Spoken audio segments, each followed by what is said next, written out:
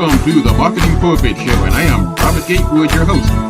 We are here every Friday at 10:30 a.m. bringing you the good of marketing gospel. We're not saving souls, we're saving businesses, saving jobs, saving our community. Now, if I happen to save a soul along the way, don't hold that against me. We'll just call that icing on the cake. Now, the mission at Marketing Pulpit Show is to build strong businesses in our community so that we can put our people to work. And we do that with business development, job creation, and service. So if you ever find yourself in a business crossroads and not sure which way to turn, just turn on the Marketing Pulpit Show because we're on a mission. The show is broadcast live from the illustrious Radio 1 studio.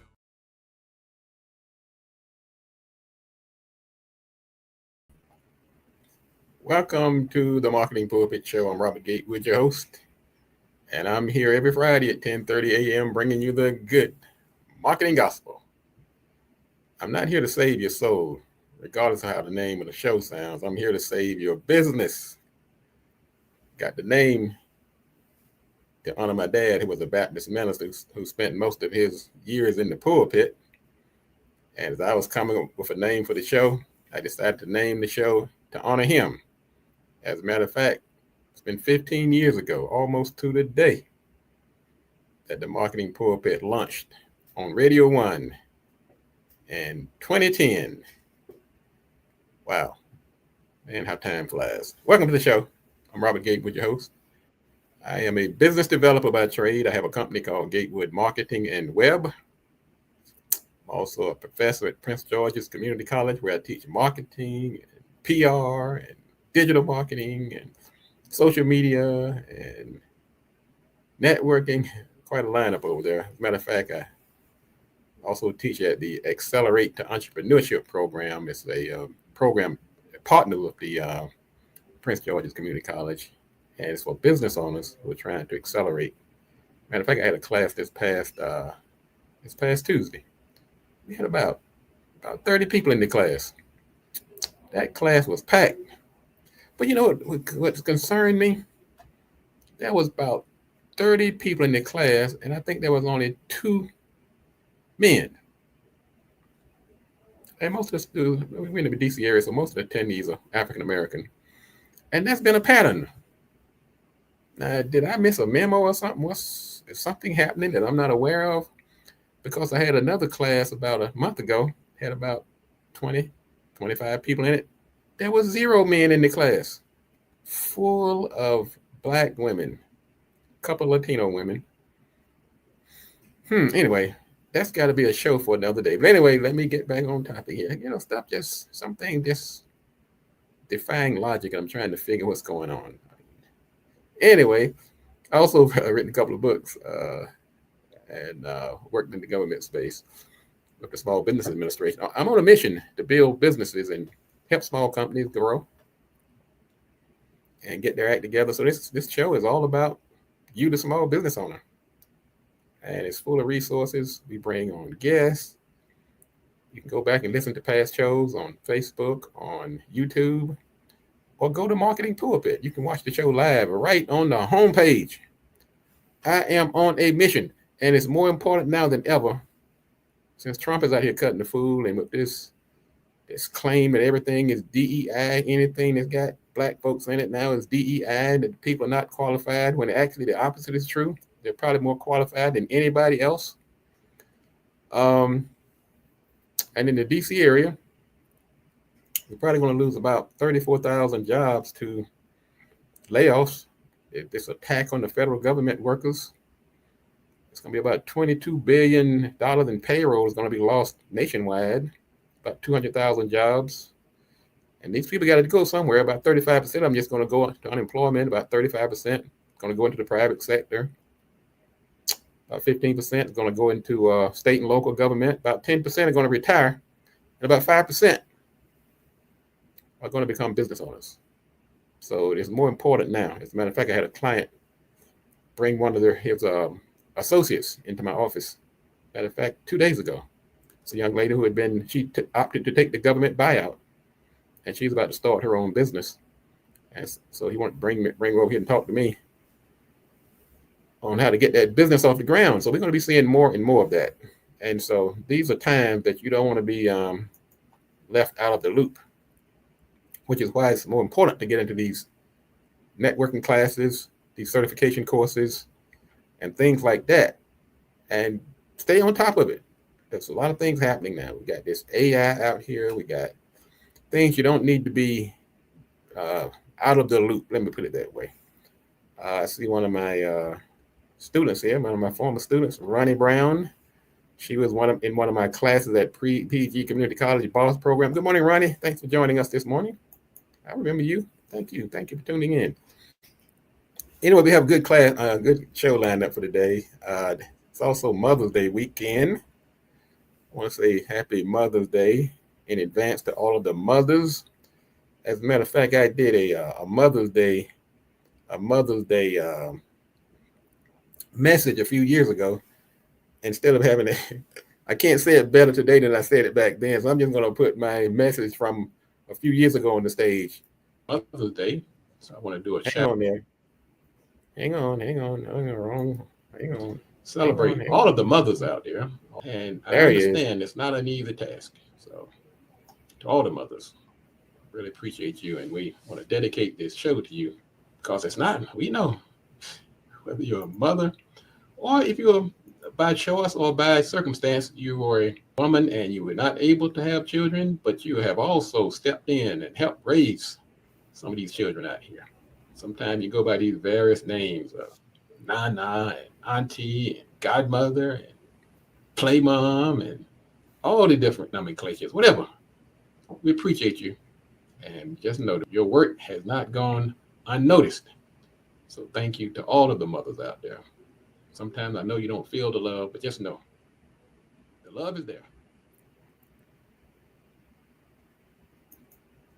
Happy Mother's Day. Got a great show lined up today. As a matter of fact, we're going to have a special guest today, Mr. William Maxwell.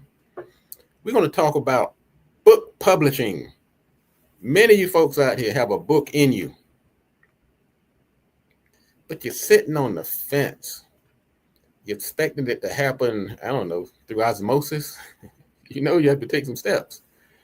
You have to do some things. You have to either get some knowledge, either get somebody to do it for you, or you just keep sitting there like most people. They look up, 20 years have passed by. They've got that book in a shoebox somewhere on an old Word document file. And how do you get that book from a blank page to a bestseller, or from the manuscript to the market? As a matter of fact, that's the name of the book. Mr. William Maxwell has authored, and we're going to be excited to bring him onto the show in a few minutes to talk about. We're going to have a little conversation about why do a book in the first place? What should you write about? What's the benefits? Is it just a waste of time? There's so many books out here, but what people don't realize, there's more benefits to a book than just trying to make a couple of coins. So we're going to talk about that coming up in a minute. Also, we're going to talk about, last week we had the first Friday. And if you haven't already, come on out to this first Friday. I'm going to tell you right now to start planning for June 6th, the next first Friday. So the first Friday is an event that's sponsored by BLE Executive Suites and Marketing Pulpit. Miss Bernadette Clay and myself, we facilitate this event. We bring people together. It's a big event. It's growing. So I'm telling you now in advance, just in case we run out of room. So it's the 11:30 on Fridays, and it's over the BLE Largo office. They have 3 locations: one in Largo, one in National Harbor, and one in College Park. So the first Friday is at the Largo Park location, and there's a photo from the one we had back in April. We had had Larry Webb. He's the director, local director, DC director of the Small Business Administration, SBA.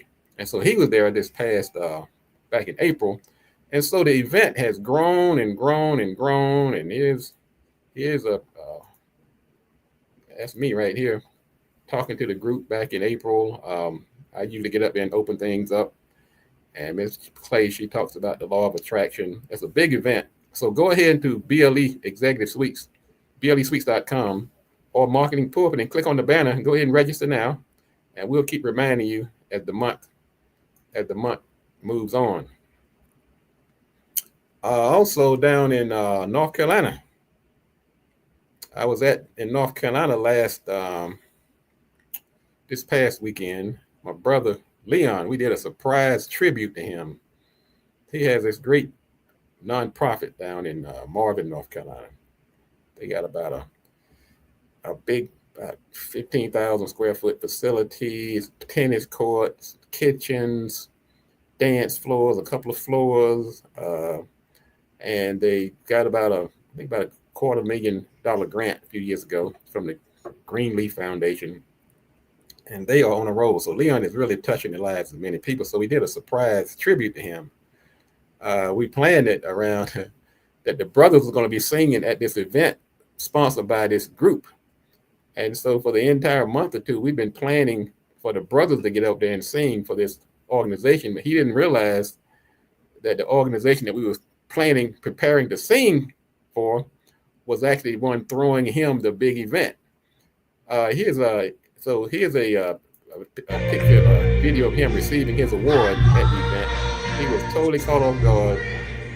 And you can see all these people standing up there with standing ovation with accolades. And it was really a big event. And we did sing, the record did sing, I will sing. Had a good time at that. Man, you can't beat this stuff. I tell you what, get on your purpose. You start attracting people who are like-minded,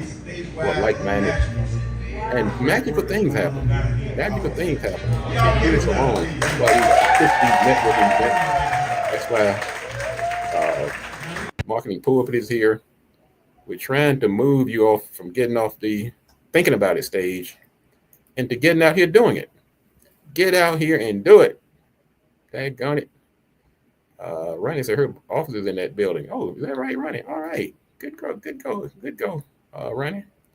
Mr. Brown, thank you for tuning in. He says happy Mother's Day to all the moms, grandmas, aunties, and those who have not birthed a child but still did the mom duties. And we know who those people are. Thank you to all you moms out there. Bless your heart. Also, finally,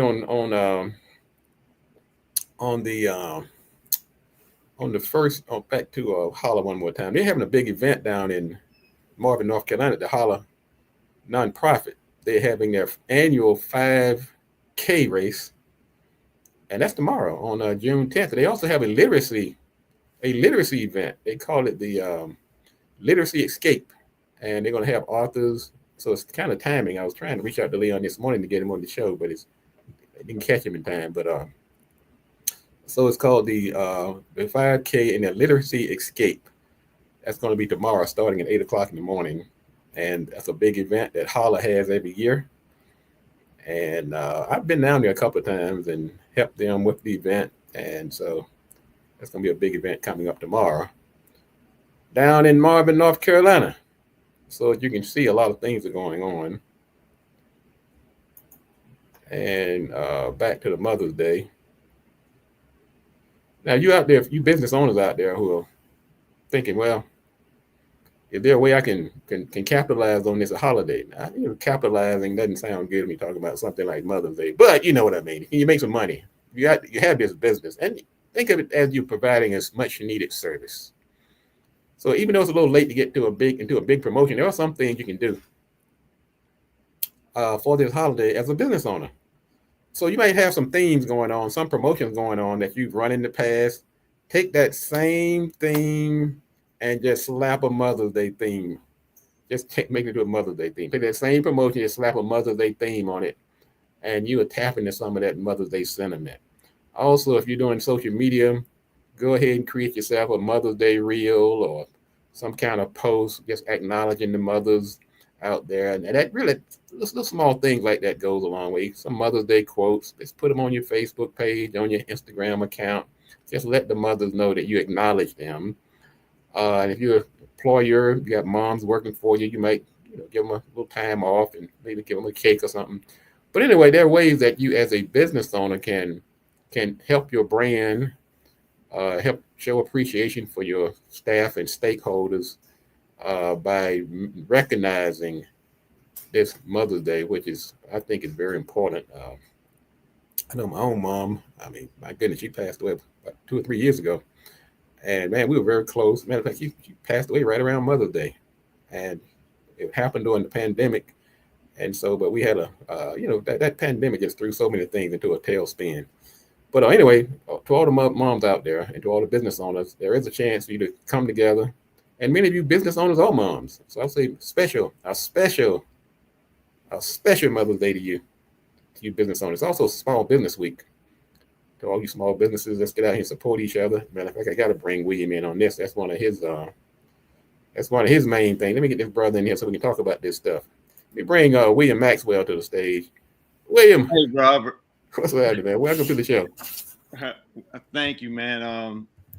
And when you started talking about Mother's Day, that kind of reminded me, because I was tight with my mother too, and like yourself, lost her a couple of years ago, and I wish you was here to, see what I'm doing, just like I'm sure you wish yours was here to see what you're doing, and we gotta keep doing what we're supposed to be doing because our parents put us in a position to be able to do what we're doing.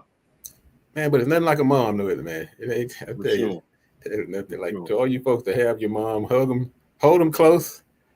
And to those who lost your mom, just know that just treasure the time that you had them here. And just make sure you do the right thing because they're looking down on you, looking down there and making sure that you can continue to make them proud. Let's put it that way. It's That's never it. too late to make them proud. William, I was talking about some of the things that was going on. I still got to get you down to North Carolina one day. We had that Yeah. surprise thing for Leon. Man, he was really surprised. He did not know it was coming. So you actually were able to surprise them this time. Well, he said he was surprised. This was funny what he said. He said that he said I said, did you have any? I think the announcer, which my brother Joseph was the MC. He asked Leon, said, did you know it was when you totally surprised? He said, this was kind of funny. He said, well, I was kind of, I thought it might be. He said, but he had thought it was a celebration for him in the past, and it Right. wasn't. So he said, so he wasn't going to make any assumptions this time around. So anyway, he's a good brother, good brother.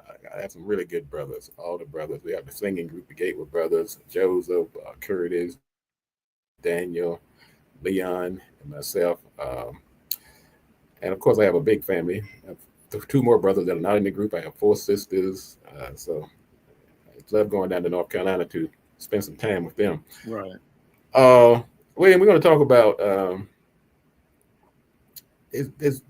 You have been working with authors almost as long as I've known you, and I have a lot of clients too who are authors. Some came to me with their books already and didn't know what to do with them. Some came to me wanted a book and didn't know how to create a book. Right. Some have a book, they don't know how to promote it. So I thought this might be a good time to bring on somebody who is down in the weeds on this particular process. So let's first of all, let's have a quick discussion on why somebody might need a book in the first place. What's your take on some of the biggest advantage of somebody even having a book? Well, there's a number of reasons, Robert, why people go seeking to produce a book. There are a lot of people is a bucket list item, Yeah, and they have a book in them. They've been thinking about it for years, and a lot of times it happens with a lot of people when they get around retirement age, and they figure, okay, I want to kind of do my life story, or I want to do something based on a particular subject that I'm very fond of. So you have that group of people who are looking to do bucket list items. And that's great, but you also have to remember there's a cost associated with that. And if you're doing it as a bucket list item, you just have to realize that, You're not going to be able to do it for free.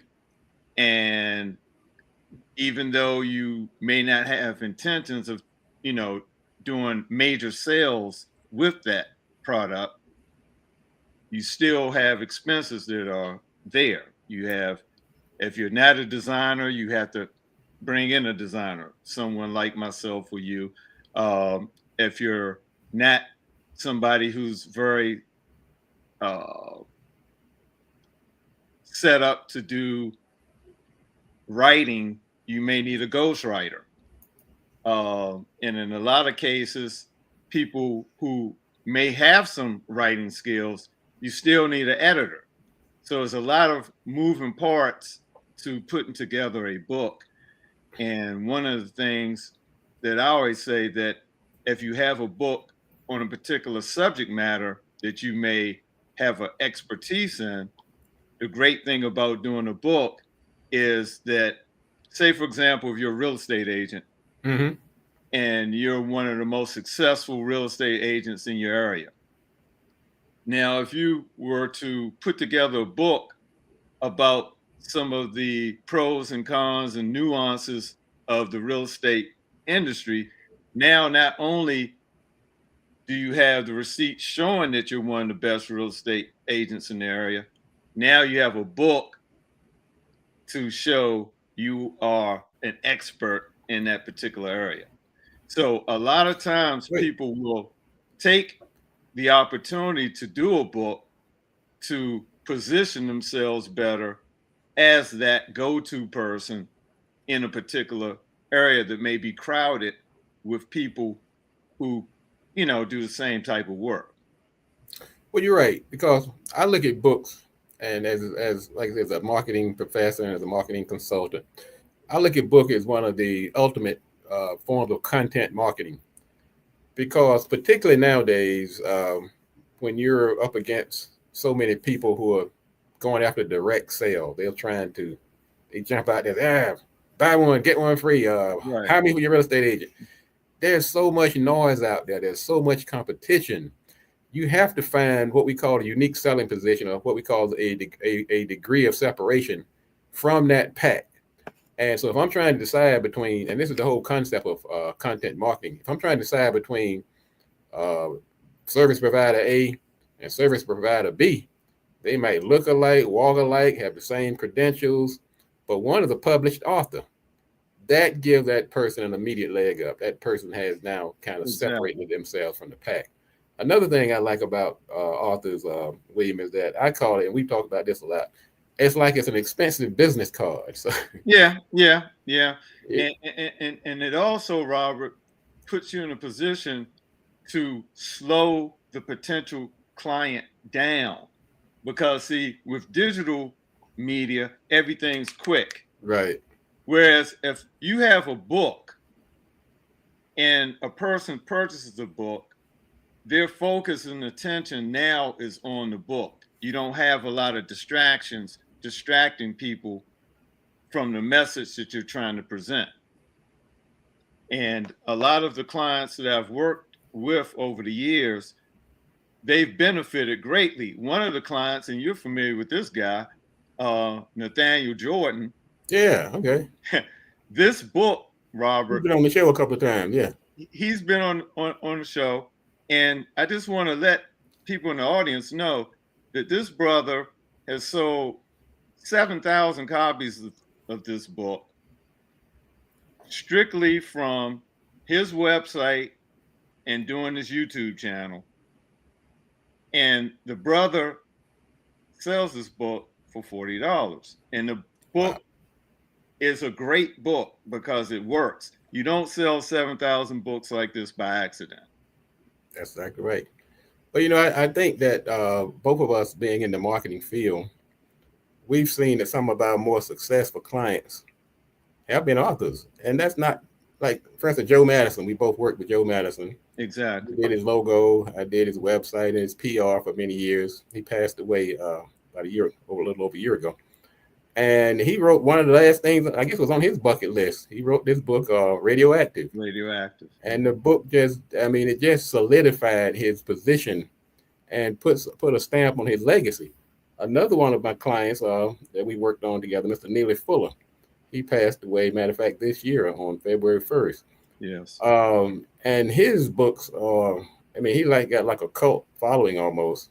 And the books, it's the books that's content keeping his legacy alive. We do a show. And another one of our mutual clients, brother Tony Browder. That's exactly right. I've worked on a few of his books as well, and that brother has pretty much cemented his legacy through his authorship, concerning ancient Kemet.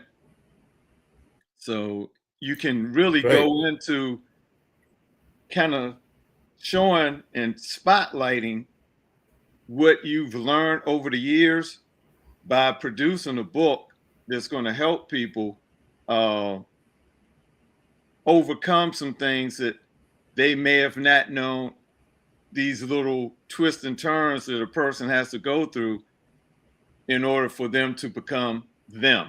Exactly. That's exactly right. That's exactly right.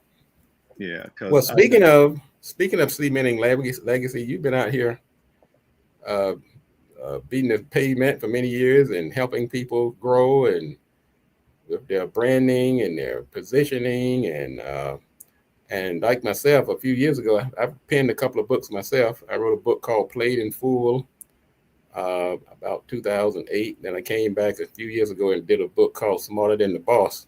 and I have both And of those books. Those yeah, two and books. you can get them at Marketing Pulpit. But now I'm proud to announce I've been kind of beating up on you. Say, William, when you going to get a book out here? You got all this knowledge. I know. You gotta join the club. Welcome to the club, my brother. So Thank finally, you. Thank you. finally, And it will be released, God willing, at the end of June.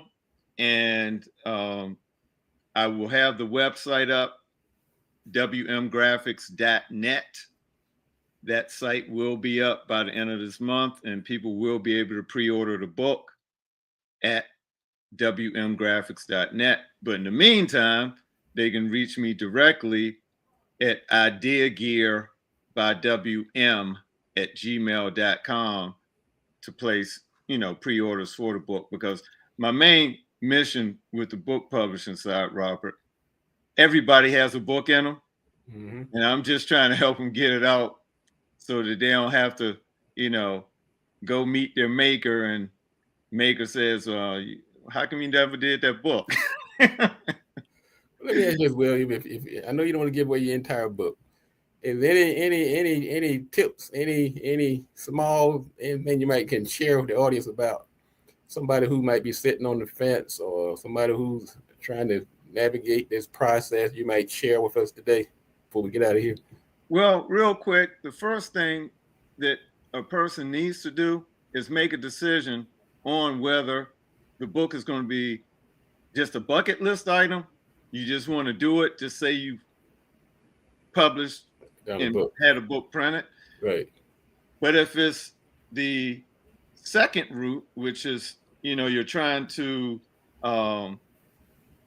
monetize this effort, you need to sit down and really see if you have a niche that needs to be filled and that you're going to have a market that you can target that's going to make your efforts worth the amount of initial output that you're going to have to do up front. Because again, you will have to spend money to successfully get book sales. Right. Because I've seen a lot of people over the years, Robert, they do a book, they're excited initially until they realize they got to roll their sleeves up and put some work in to sell the book. Printing the book, people, you're only at halftime of the game. You have a whole nother half to go. Yeah. And the main thing is you want to be able to not only sell your book, but to be in a position where you are constantly having the book reprinted. That's So, the goal if you're trying to monetize your book. I'm gonna ask you a couple more questions. Like I said, you don't have to give out the entire book, but thing like the title of the book, how important is that? It's very important because, to be honest, your title could make or break sales for your book. Because generally speaking, unless you have a large advertising or marketing budget to go out there and really let people know what your book is about, your title can entice a person to want to either A, pick up a book if it's in a physical location, or if they're online, click on a link to find out more about the book or even purchase the book.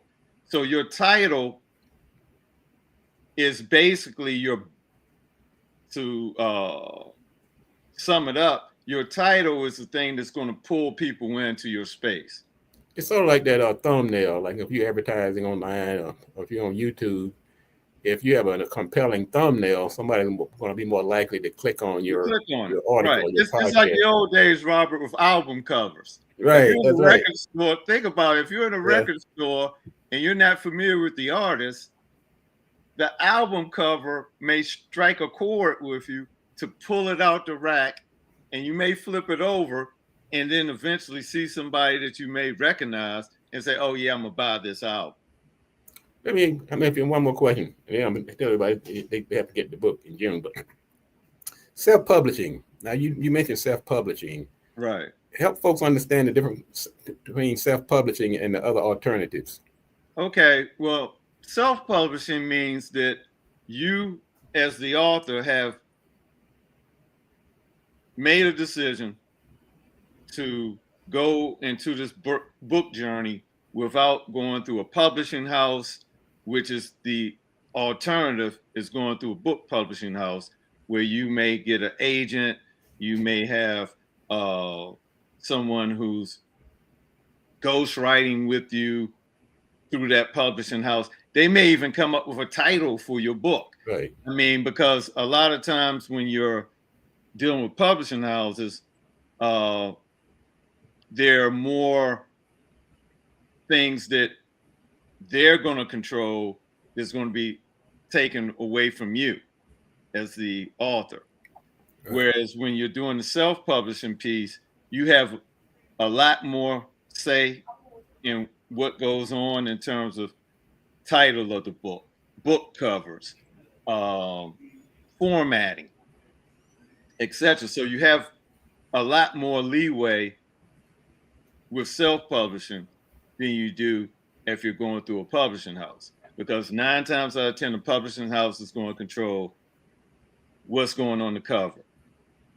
They're going to have some say in the final decision on title of the book and how it's going to be formatted. So right. You have to, make a decision. Plus, you're going to make more of the profits in the self-publishing side of the equation versus going through a publishing house. In a publishing house also, Robert, you're going to have to go past a lot more hurdles in terms of getting your book published, because they're going to review your manuscript. And if your manuscript doesn't fit their particular niche, now you have to go to another publishing house. So that right. So there's no guarantee that publishing house. Yeah, that can be an ongoing journey that, in a lot of cases kind of will get people frustrated, because I've actually had clients who originally started trying to go the publishing house route because they didn't want to do a lot of the heavy lifting. Well, it's like many other processes. Like if you want to start your own radio show versus going to work for a big radio broadcasting company, the lane is a faster lane to do it yourself, starting a business or working for somebody. Right. So the self-publishing route, you get more control. Things move a lot faster, but you may not get some of the benefit of some of the marketing power and other resources that may come from a big publishing company, but that option is not available to everybody. That's the truth of the matter.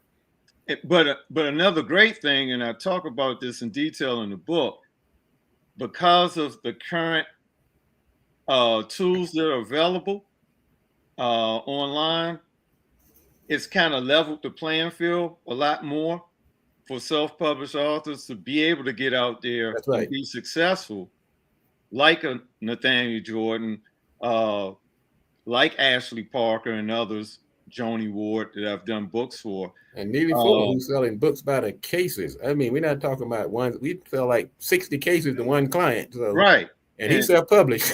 And self-published, exactly. So basically, I always encourage people to put together their own website too, because there's a chapter in the book that I go over the pros and cons of having your book on third-party websites. And you know which one I'm talking about. It starts with an A and it ends with an N. So when you put your books in those scenarios, of course, they're going to cut into your profits in a major way. Right. And little known fact, they can actually cut the price of your book without your permission. So if you have your website up, you could be actually in competition with them for selling your book. And people on that platform could be selling your book. I mean, it's a crazy world out there. It's crazy. So I always encourage people to, when they go into this venture, make sure that you develop your own website. And then that way, all your social media can be tied directly into your website. Your Facebook, your Instagram, your Pinterest, your LinkedIn, all can be integrated right into your website. Well, so that way you create your own little ecosystem. And that's important that you mentioned that. And that's why sometimes people come to me and say, well, do I need a website now? Because I have this page on Amazon, I have this Facebook page, or I have this Instagram account. Well, you're at the mercy. Anytime you're on one of those platforms, you're at their mercy. You're under their rules, and they could kick you out. Facebook will put you in jail by saying the wrong thing. Right. So you have more flexibility, and it's yours. It's your site, and ownership is important. And that's very important, because you don't have to conform to somebody else's views on whatever it is that you're writing about.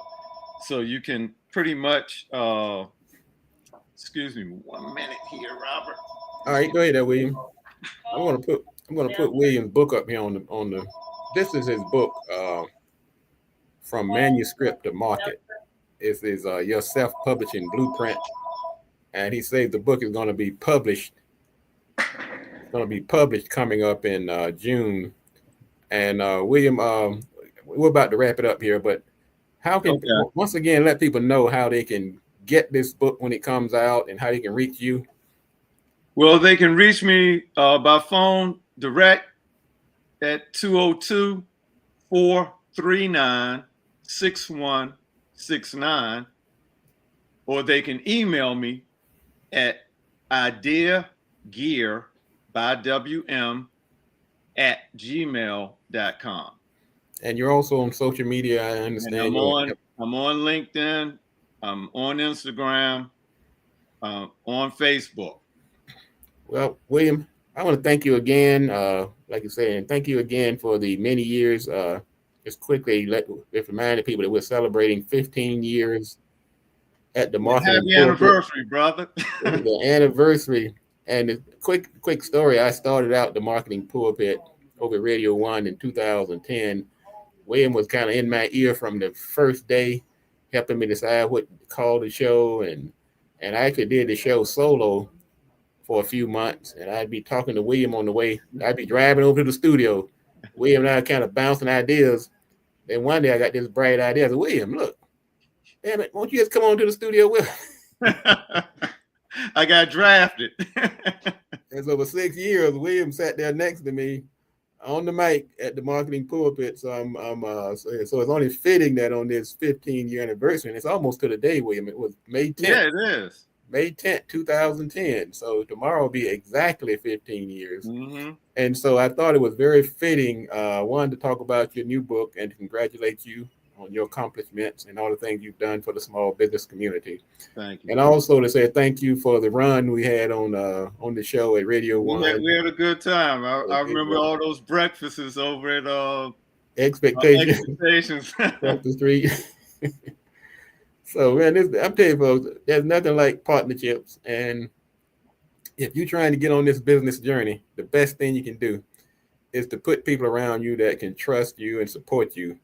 And that's going to be the best decision you ever made. And I have a long list of people who have filled that role with me over the years, and William is definitely among them. So I want to say thank you again, brother, and happy anniversary for you also for the time we spent on the marketing pulpit radio show over at Radio One.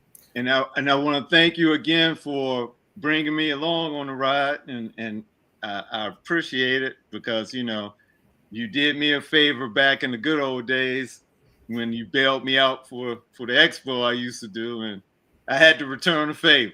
Yeah. One of our mutual clients is on. Just put a note down here that William made his work shirts, and now he needs some hats. That's our brother Brown. Brother Brown. Plumbing. I got you, Brother Brown. All right, Brother Brown. Brother Brown's been a phenomenal supporter of the show. He has a great business, Eternity Plumbing. So just good. I mean, just he does great work because he's done work for me. We've been blessed, William, to be we shared some many clients in common, and they're just good, solid people. And so I just say, let's just keep this thing moving. And I'm going to once again put your book up on the screen so people can see what it looks like and get ready for when it comes out. And that's going to wrap up the show again, William. We'll have you back on, I'm sure, again in the future. It's been a marvelous show. Thank you again. And as always, I'll be back next week also. And once again, I said, don't forget the first Friday is coming up. We have the first Friday the first Friday of every month. And William is usually there. Mr. Brown is there. And we're there handing out cards and building relationships because we're not going to be hampered by anything that the government decides to do or anything the White House or Congress or the Supreme Court, because we have like William said, we have our little ecosystem working here and supporting each other. And that's going to continue. And as always, as I close out the show, and Mr. Brown usually helps me out there. Mr. Brown, you're helping me out. Well, if you want to be successful, I'll help you today, Robert. Got to do those 3 things, right? That's right. Help me out there, William. Got to do it at the right time. What's the other one, Robert? Do the right. I'm having brain fog here. Do the right thing. Do it at the right time. And you got to do it right now. Do it right. Enough talk. Let's get to work. Get to work. All right.